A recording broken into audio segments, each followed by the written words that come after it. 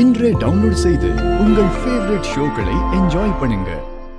இவளால தானே இவர் என் மருமகனை ஜெயிலுக்கு அனுப்பி ஆகணும்னு ஒத்த கால நிக்காரு. இசக்கியும் வர மாட்டேங்க. அதான் புடிச்ச புடியா மதனி கிட்ட வேண்டிக்கிட்டு நிக்க. மா, அத்தை நல்ல காலத்திலேயே ஒரு சின்ன நல்லது கூட நினைக்காது. இப்ப செத்ததுக்கு அப்புறமும் உனக்கு வந்து உதவி செய்ய போதாக்கும். செத்தா தெய்வத்துக்கு சமோல, அதுவும் அவதானே செத்துருக்கா. அப்ப அந்த வேகமும் ஆத்திரமும் அவளுக்கு இருக்கும்ல. அதான் வேண்டிக்கிட்டு இருக்கேன். என்னத்த வேண்டுதியா? கிடைச்சாகணும் டி. இந்த பாண்டி அம்மாவை எவன் கொலை பண்ணானோ,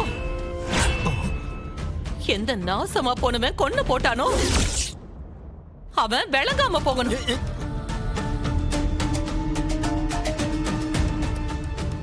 அந்த கொலைகாரனை பாண்டி அம்மாவோட ஆவி வந்து பழி வாங்கணும்ல.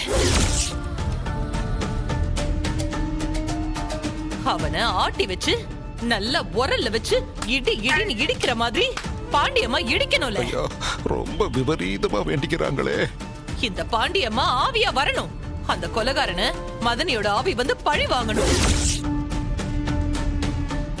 நாறு நர கிழிச்சு போட்டு போலீஸ்ல புடிச்சு கொடுத்து அவனை செயின்ல போட வைக்கணும்.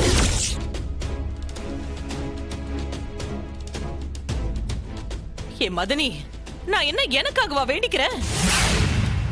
உன்னை கொன்னவன நீ பழி வாங்க வேண்டாமா? வா மதனி, அப்படியே பேயா கிளம்பி இந்த வீட்டுக்குள்ள வந்து இறங்கு. உன்னைய யாரு கொலை பண்ணாங்கன்னு எங்களுக்கு அடையாளம் காட்டு. அப்பதானே உன்னோட ஆத்மா சாந்தி அடையும். கோட்டுக்காரியா இருக்க என்னடி இப்படி அர்த்தராத்திரிகள் பாக்குற வேலையாதி?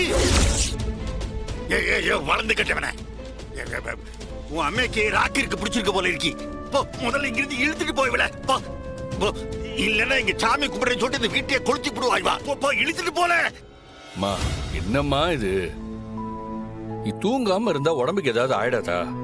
வாமா, வந்து படுமா, வாமா. ஆமாத்த, நீ வா. உறக்கம் வரலையா?